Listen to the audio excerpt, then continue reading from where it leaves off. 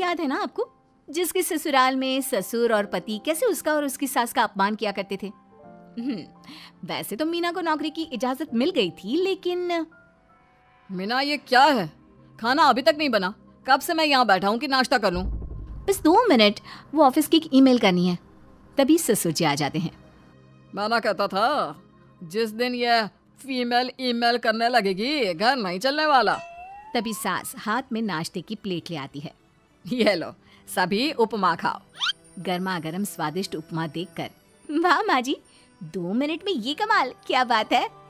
वो आता है ना रेडी टू ईट वाला पैकेट, वही बनाया है। स्वाद बता बहू कैसा है। कल तक जो बीवी पति के नाम से ही कांपती थी, बहू के आ जाने के बाद कैसे उड़ रही है, ये देखकर ससुर जी को आ जाता है गुस्सा।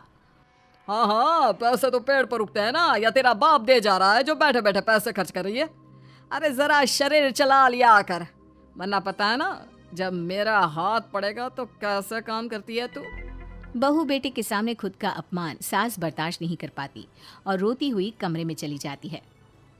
क्या पापा, क्या जरूरत थी माँ से ऐसे बात करने की? सुबह से कुछ नहीं खाया है, अब जब खाना आया तो रुला दिया आपने। चलिए देखते हैं माँ कहाँ गई। मेरी जूती भी ना जाए उस पागल औरत को देखने। अरे क्या गलत कहा मैंने? बस यही ना कि भाई पैसे बचाओ। अरे कमाने बाहर निकले ना तब पता चले कि कैसे हड्डी गल जाती है।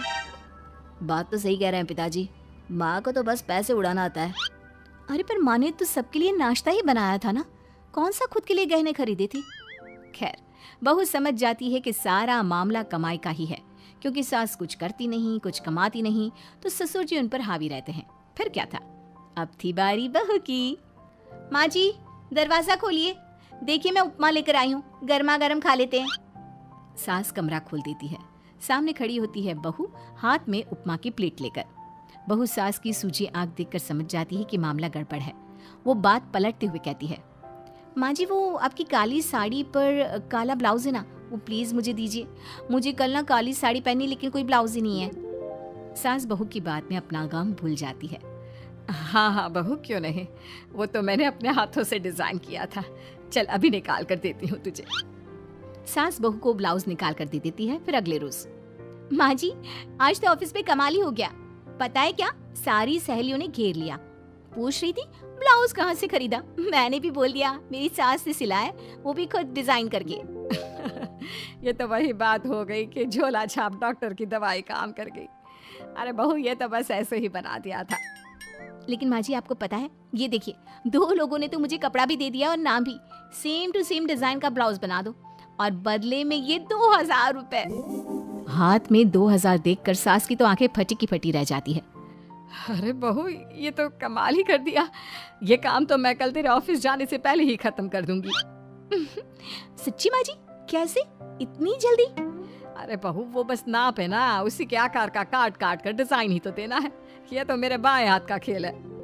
अगले रोज बहू ऑफिस जाती है और फिर शाम को 2 ब्लाउज ले आती है।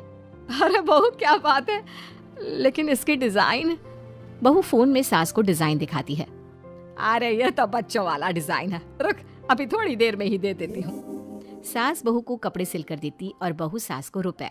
फिर एक रोज, माँ जी ये लीजिए कपड़े, लेकिन इसकी सिलाई मैंने ज्यादा ली है, वो क्या है ना हैवी काम है, तो मेहनत ज्यादा लगेगी ना आपको। अरे रहने देती बहू, मैंने कौन सी बुटीक खोली है। बहू को सास की बात में दम लगता है और वो कुछ सोचती हुई निकल जाती है। वो कमरे में बैठी होती है कि उसकी ससुर की जोर जोर से चिल्लाने की आवाज आती है। फिर फिजूल खर्ची। अरे तुम्हारे जैसी बेकार नाकाम काज करने वाली औरत कब पैसे की कीमत समझेगी। क्या जरूरत थी ये मशीन खरीदने की?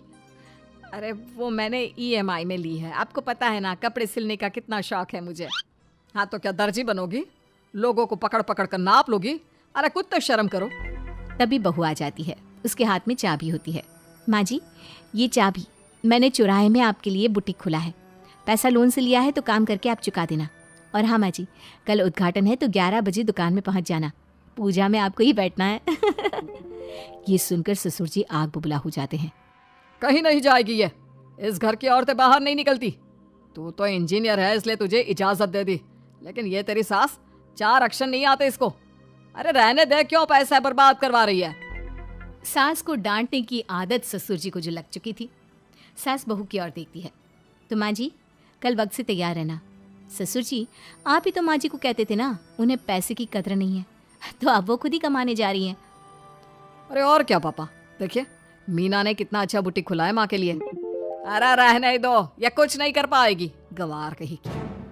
ससुर की रजामंदी ना होने के बाद भी सास काम करती है, लेकिन ससुर भी ससुर होता है। एक रोज सास देर से घर आती है। कहाँ घूम रही थी? या कोई वक्त है घर आने का? घर का ठेका क्या मर्द लेंगे अब लोगों की रसोई में? क्योंकि तुम्हारी बहू रानी भी नहीं आई अभी तक। पापा, आज बाहर से ही मंगवा लेते हैं। आज बहुत ज़्यादा काम था, किसी की शादी का पूरा कपड़ा सिलना था। कल उन लोगों की ट्रेन थी, खुद बैठ कर काम करवा कर गए हैं। बहू, ये पैसे हैं आज के गल्ले के, ज़रा संभाल ले। ससुर देख रहा होता है कि कैसे कल तक जिस औरत को वो बुरा भला कहकर डरा कर रखता था, वो आज उससे ज्यादा कमा रही है। देखता है कितना दिन कमाती है। ससुर अब रोज कोई ना कोई ऐसा काम करता है जिससे सास का काम बंद हो जाए। फिर एक दिन, हे भगवान, 10 बज गया, बुटीक खोलने का वक्त हो गया है, लेकिन ये मेरी साड़ी, इस पर ये क्या गिर गया? पता नहीं किसने क्या डाल दिया, अब क्या करूं? सास दोबारा अलमारी से दूसरी साड़ी निकालती है, फिर उसे प्रेस करती है और किसी तरह बुटीक पहुंचती है जहां पहले से ही कस्टमर खड़े होते हैं। अरे क्या हो गया? लगता है काम चल गया तो मैडम के भाव बढ़ गए। पता है इस धूप में पिछले आधे घंटे से खड़े हैं, पता होता तो वो बगल वाली शॉप में ही दे देते। अरे अरे माफ़ करिएगा, वो क्या हुआ ना, तैयार होकर निकल ही रही थी कि साड़ी में सॉस गिर गया। दोबारा साड़ी चेंज की तो आप आई। ठीक है, लेकिन अब आ गई है तो ज़रा जल्दी से कपड़े दे दो, हमें जाना है।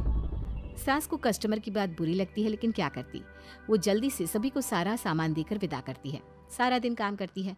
वो निकल ही रही थी कि एक कस्टमर आती है। जी वो मेरी साड़ी है ना शादी की, उसका लहंगा बनवाना है। हाँ हाँ, क्यों नहीं, बनवा लो। शादी की साड़ी के साथ इमोशंस जुड़े होते हैं। बिल्कुल सही बोला आपने, परसों मेरी शादी की सालगिरह है तो ज़रा बना देना। अरे नहीं नहीं, इतनी जल्दी कहाँ तैयार होता है शादी का लहंगा, कम से कम 4 दिन तो।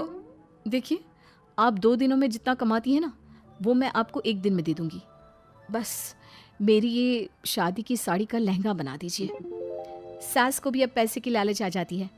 वो सोचती है कि वैसे भी कोई अर्जेंट काम नहीं है तो वो मैनेज कर लेगी। अब ठीक है, नाप दे दीजिए। औरत नाप देकर वहां से चली जाती है। सास सोचती है कि घर जाकर रात में काम करेगी। ये सोचकर वो उस औरत की शादी की साड़ी घर ले आती है। वाह, अब काम घर पर भी ले आ रही हो। हाँ, लेकिन घबराइए नहीं, घर के काम में कोई असर नहीं होगा। सास घर का काम करती है, बहू के साथ खाना बनाती है, खिलाती है और फिर। क्या बात है सासू माँ, बड़ी जल्दी जल्दी काम कर रही हैं आज। सास बहू को सारी बात बताती है। क्यों माँ जी, इतनी भी क्या मेहनत करना? अरे बात सिर्फ पैसे की नहीं है, बल्कि उस बेचारी औरत की इमोशंस की भी थी। ये उसकी शादी की साड़ी है ना। ससुर पास खड़ा सब सुन रहा था। अब देखो, बहुत काम करने का शौक है ना, कैसे भरे बाजार तुम्हारी दुकान खुद तुम बंद करोगी। जब सास पूरी रात काम करके सुबह लेटती है, मौका देखकर ससुर कैंची से साड़ी को काट देता है। अगली सुबह, चलो कल आधा लहंगा सिला था, आज पूरा करके शाम को ही उसे उसका लहंगा सौंप दूंगी। लेकिन ये क्या, सास जैसे ही लहंगा उठाती है, लहंगा तो फटा होता है। वहीं ससुर छुपकर सास को देख रहा था।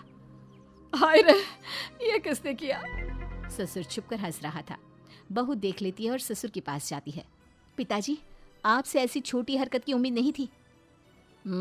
आप खुद ही दुकान बंद करेगी।